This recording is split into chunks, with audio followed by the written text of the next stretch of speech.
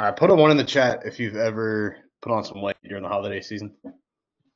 If I don't see a one, then I'm just going to hand the presentation to you because I would love to learn how you do that. All right, I heard the laugh. That's what I thought. So a lot of studies out there show that many Americans like put on like an average. I believe it was an average some of these studies I saw about 8 pounds from Thanksgiving up until New Year. You can probably guess why. Obviously, we've got Thanksgiving.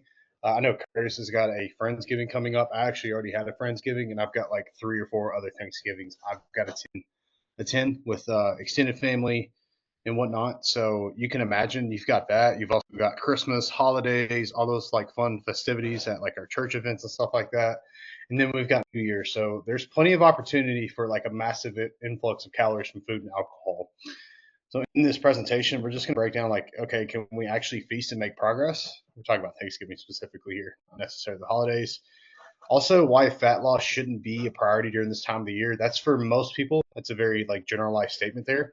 How to nail a diet break cruise. That's one of the pillars of the eternal fat loss mechanism. How to develop a bulletproof mindset coming into the Thanksgiving events, and then obviously the day of and day after guidelines. But yes, you can actually feast and make progress. Scientifically speaking, everybody on this call knows it's calories in, calories out. So if you really wanted to be very meticulous about it and lose body fat during Thanksgiving, you could do it. But I would also expect to spill over, just depending on what's at the event. I mean, it's pretty traditional turkey ham, dressing, rolls, butter with that. We've got like loaded mashed potatoes and casseroles and all that fun stuff. So I wouldn't expect to be in a deficit during this time because it's just easy to overspill with this. And also, we have to be aware that there's likely going to be multiple Thanksgivings. Again, like we've got Friendsgivings, we've got extended family, in law, all that fun stuff. So again, I don't think it's a wise move to put all that pressure on yourself to try to lose body fat during this time when we could take the time to simply we could just take the time to try to maintain the progress that we've made so far. So, like I said, this is a really challenging time to lose weight, but it's still possible. It's not that I'm discouraging anybody from trying to do it. But again, like this should be a time of the year that we focus on maintaining the progress that we've made, which is where we enter the diet break, which if you don't, you guys know what that is. That's where we simply bring our calories up to what our maintenance would be, or even a small surplus, and hang out there for anywhere from 3 to 14 days, sometimes longer. That's a generalized statement. But we got to be aware that this is 1 to 3 days out of the year, potentially more, depending on how many Thanksgivings you've got.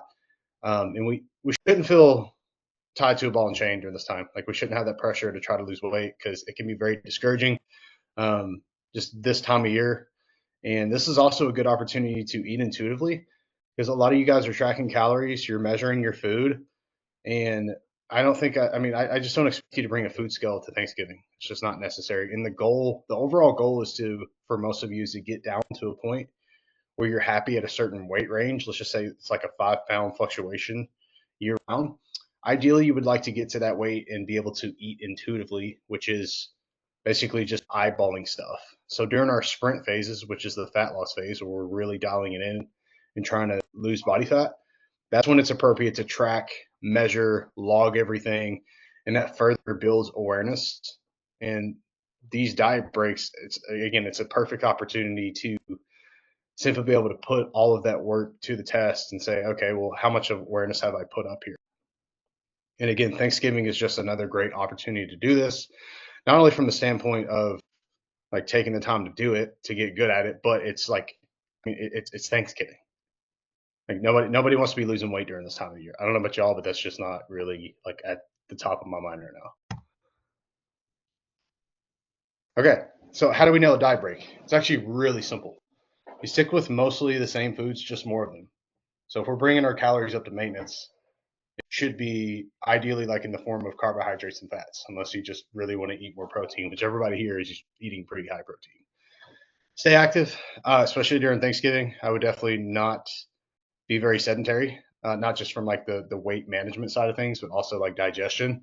You're going to be having an influx of food all at once, so we definitely want to be moving around. We also don't want to make this a big deal. Some of the off-plan food. So during a diet break, it's not a break where we just okay, I'm just going to put all my good habits aside and go eat junk food and go get in and out and all that fun stuff or go to CC's Pizza. But that doesn't mean that we can't have some quote unquote off plan food, such as Thanksgiving food. At the same time, like we can't make it a big deal. We're setting boundaries in place. We're not restricting ourselves. And at the end of the day, it's simply being mindful. Like be mindful. But the key is to not overconsume by too much. But if you do, you've got to get right back on track the next day. Don't say I'll start over Monday. That's how you nail a diet break. It's really simple. And I would also come into it with the mindset that you might actually gain a little bit of weight, which is totally fine. Because if you spill over a little bit, then guess what? When you hop right back into your deficit with due time, it will offset itself. But the key is to just stick with good habits and behaviors. You're honestly not changing that much. You're simply just consuming more of the same food and introducing some more like off-plan stuff just due to what's going on at the time. Sometimes it's a vacation. Sometimes it's I don't know maybe your birthday weekend, and in this instance it's Thanksgiving.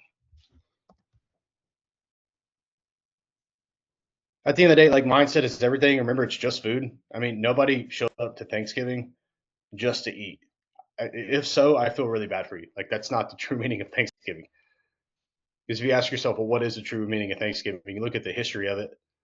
I mean, really, it's giving thanks to the stuff of what you're grateful for. And yeah, obviously we're there to break bread with one another, but that's not the sole focus of it. And I think too many people put way too much thought into what they're going to eat on Thanksgiving Day. I used to like really obsess over the fact that I just love pumpkin pie and I never get to have any of it other than during Thanksgiving. And I made it like a tradition to eat a whole pie to myself. Like, that was a thing for me. And I always look forward to it. And unfortunately, it kind of like distracted me from the experience itself, which was being around my family and those who I loved. Like that's how I'm not saying that that's anybody here, but that was my experience. So maybe some of you can relate to that, but like that's my side of things. Now, I've said this before, like we have boundaries in place. We don't have restrictions. So like when you're there, careful how you talk to yourself. Always talk about the inner dialogue. Don't say that you can't have anything. If there's something that you genuinely don't want and people are pressuring you to have it, like, hey, you've got to try this pie. You don't say, no, I can't have that. I'm on this diet break. I'm in this program. You just say, no, I'm good. You're satisfied. But at the same time, like you can have a boundary place and say, you know what, I can have a slice of pie. But at the end of the day, it's not a big deal. It's just food. It's just 1 to 3 days out of the year. Even if you do spill over, like don't beat yourself up. It's 1 to 3 days out of the calendar year. Just simply move on. Okay, so day of the feast guidelines. Really simple. Really, really simple. So let's just say that we're all going to be feasting around 2 o'clock. So here's what I would do. I would drink lots of water, as usual. A lot of you drinking up to a gallon, some less, some more. Leading up to that, I would have a high protein and high fiber meal leading up to that event. So typically, what I do is like some eggs and oats. There's a lot of fiber in there, maybe some fruit as well. Get some fiber out of that, like I normally would. That's pretty much my normal breakfast. And then once we get there, I'll come back to the fasting part. Once we get there, we're going to load up on protein, turkey, ham. Make sure that you pile that high on your plate. That goes back to one of our pillars of nutrition, which is prioritize protein. It's the same thing here. If you don't like turkey or ham, like get whatever other protein is there. Like that's just very generic. Is what I'm going to say. I'm not saying you can't have the other fixings like the dressing and like mashed potatoes, all that fun stuff. Yeah, get you a serving size of it, but make sure that the majority of your plate is protein. You want a dessert? Have at it. Like get a couple. Just again, don't make it a big deal. And what I would avoid is getting like thirds and grazing and binging all day. Like make your plate and move on. And if you want to get seconds, okay. Like, but make sure there's some protein on it. If you get another dessert, cool. But at the end of the day, like move on. Like again, like you were there for the food, and it's not going to last that long once you eat.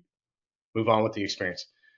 Now, if you want to fast, like I've seen some people like fast, but I would be very careful. Like, don't be a calorie banker that will just fast all day just so that they can binge at the feast. Like, definitely don't do that. But if you're already intermittent fasting, I would say just go about how you normally would go about it. Really, really simple. But again, like if you're not used to fasting and you're gonna come into this with the mindset of okay, like I'm just gonna calorie bank and I'm going to use my 2,400 calories, 3,000 calories, 1,800 calories, whatever calorie tank you have for that one feast. Like I would be very careful with that. That's kind of a binge restrict mindset. But again, if you have experience with it, do it.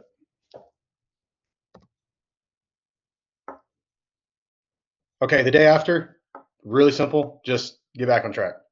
I mean, simple as that. Like, there's a common question is like, what happens after like a cheat meal or a cheat day? Like nothing. You just get back on track.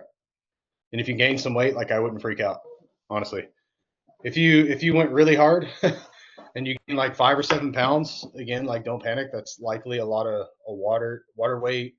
You're holding a lot of glycogen, retaining a lot of water, so that like will offset it.